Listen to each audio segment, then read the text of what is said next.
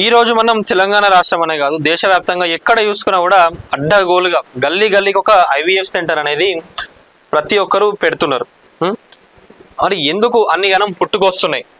నిన్న మనకు హైదరాబాద్లో మనం చూసుకున్నట్లయితే ఒక ఇష్యూ జరిగింది. ఏంటంటే సృష్టి ఐవీఎఫ్ సెంటర్ అని సికింద్రాబాద్లో ఏమైంది, ఒక రాజస్థాన్కి సంబంధించిన ఒక కపుల్ పిల్లలు పుట్టట్లేదు అని చెప్తే వీళ్ళు ఐవీఎఫ్ సెంటర్ని అప్రోచ్ అయినాక వాళ్ళు సో అండ్ సో టెస్టులు చేసినాక కొన్ని నెలలైనాక మీ బేబీ అని తీసుకొచ్చి వాళ్ళకి ఇవ్వడం జరిగింది.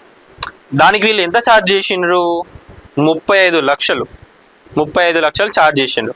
సో ఈ ఇష్యూ ఎలా బయటికి వచ్చిందంటే ఆ కపుల్స్కి డౌట్ వచ్చి వీళ్ళు ఏం చేసిండంటే హాస్పిటల్ని అప్రోచ్ అయ్యి వీళ్ళు పోయి అక్కడ డాక్టర్స్ని అడిగిండ్రు, ఏమని నిజంగా ఒకసారి టెస్టులు చేద్దాం, ఇట్లా మాకు ఎందుకో డౌట్ వస్తుంది, మా బేబీయా కాదా అని చెప్పి అడిగితే హాస్పిటల్ వాళ్ళందరూ బెదిరించిండట. బెదిరించినాక వీళ్ళు ఏం చేసిండ్రు, బయటికి వచ్చినాక హాస్పిటల్ వాళ్ళకి తెలియకుండా DNA టెస్ట్ చేస్తే 0% అంటే 1% కూడా మ్యాచ్ కాలేదంట. వాళ్ళ DNA మొత్తం 0% వచ్చిందంట. అసలు ఏంటిదని చెప్పి వీళ్ళు పోయి కేసు పెట్టినాక వీళ్ళు పోయి హాస్పిటల్లో కనుక్కుంటే వీళ్ళు ఏం చేసిండ్రు, ఒక ఫ్యామిలీ నుంచి వెళ్ళి ఆ బేబీని 90,000కి కొని వీళ్ళకు 35 lakhsకి తీసుకొచ్చి ఇచ్చిండంట. ఇట్లాంటివి నడిపిస్తున్నారు. ఇక మాట్లాడతారు కదా కొంతమంది డాక్టర్లు, మేము చక్కని పూసలమని. ఎంత చిర్రమంటది అంటే ఇట్లాంటి న్యూస్లు చూసినప్పుడు 100%లో నిజంగా చెప్పాలంటే కొంతమంది అండి, ఒక 5% నీతిగా ఉంటారు కావచ్చు.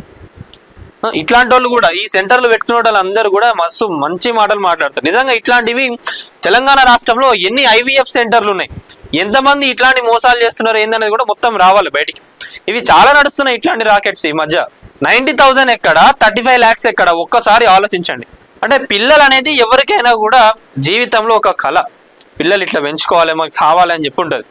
దాన్ని అసలు ఇన్ని లక్షలకు సొమ్ము చేసుకుంటానంటే ఆ హాస్పిటల్ యజమానులు కానివ్వండి, డాక్టర్లకు కొంచెమన్నా సిగ్గు అనేది ఉండాలి మీ జీవితాలకు. ఒకప్పుడు డాక్టర్ చదివి ఏదో చేయాలి, మేము అందరికీ సేవలు చేయాలి అది అని అనుకుంటారు. ఇప్పటికి కూడా డాక్టర్ల పైన ఉన్న పేరు ఎవరైతే చెడగొడుతున్నారో, ఇట్లాంటి బద్మాషాలు హౌలాగాలు ఎవరైతే ఉన్నారో ఇట్లాంటి వాళ్ళే చెడగొడుతున్నారు. మరి దీనికి సంబంధించి ఇంకొన్ని ట్విస్టులు కేసులు కూడా నడుస్తున్నాయి. కేసులో కూడా ట్విస్టులు అక్కడ హాస్పిటల్కి సంబంధించిన వాళ్ళు డాక్టర్లు కానివ్వండి, యజమానులు కానివ్వండి, వాళ్ళందరినీ కూడా అరెస్ట్ చేయడం జరిగింది. ఇంకా ఇట్లాంటి ఎంతమందిని మోసం చేసిండ్రు, ఎన్ని కోట్లు సంపాదించుకున్నారు ఏందనేది కూడా మొత్తం రావాలి. ఇంకా ఎన్ని సెంటర్లు తెలంగాణ రాష్ట్రంలో మొత్తం ఇట్లాంటి ఫేక్ సెంటర్స్ ఎన్ని ఉన్నాయి, ఈ రోజు బయటికి వచ్చింది కాబట్టి అందరు మాట్లాడుకుంటున్నారు.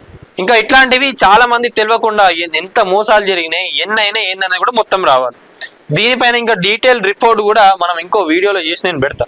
అసలు ఎందుకైంది, ఎందుకు చేస్తున్నారు, ఇంకా ఎంతమంది ఉన్నారు ఇట్లాంటి వాళ్ళు, ఎన్ని ఫేక్ ఐవీఎఫ్ సెంటర్స్ ఉన్నాయి, వాళ్ళందరూ రియల్ డాక్టర్సా కాదా ఏందనేది కూడా మొత్తం దీనిపైన ఒక స్టడీ చేసి నేను వీడియో చేస్తాను. ఎందుకంటే తెలియాలి జనాలందరికీ కూడా తెలియాలి.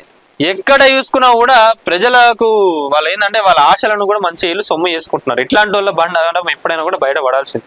సో ఒకటే చెప్తున్నాను నేను, ప్రతి ఒక్కరికి కూడా కొత్తగా పెళ్ళైన వాళ్ళు ఎవరైతే ఉన్నారో పేరెంట్స్ మీరందరూ కూడా జాగ్రత్తలు తీసుకోండి. ఏది ఫేకో ఏది రియల్లో ఏందనేది తెలుసుకోండి. చిన్న అమౌంట్ కాదు, 35 lakhs అనేది చిన్న అమౌంట్ కాదు. నిజంగా చెప్పాలంటే నిజంగా ఇట్లాంటి స్కామ్స్కి ఎవరైనా గురైందంటే బయటికి రండి, మాట్లాడండి. అప్పుడే ఇట్లాంటి వాళ్ళ పైన ఇంకా ఫైట్ చేయొచ్చు మనం కూడా. లేదంటే వీళ్ళ అరాచకాలు ఇవాళ ఈ రాజస్థాన్ కపుల్ పైనే కాదు, ఇంకా ఎంతమంది వాళ్ళేంటి ఇట్లా వాళ్ళందరూ కూడా బయటికి రావాలి. అప్పుడు వస్తేనే ఇట్లాంటి వాళ్ళు ఎంతమంది ఉన్నారు తెలంగాణ రాష్ట్రంలో, దేశం మొత్తంలో ఎంతమంది ఉన్నారు ఏందనేది కూడా బయటపడుతుంది.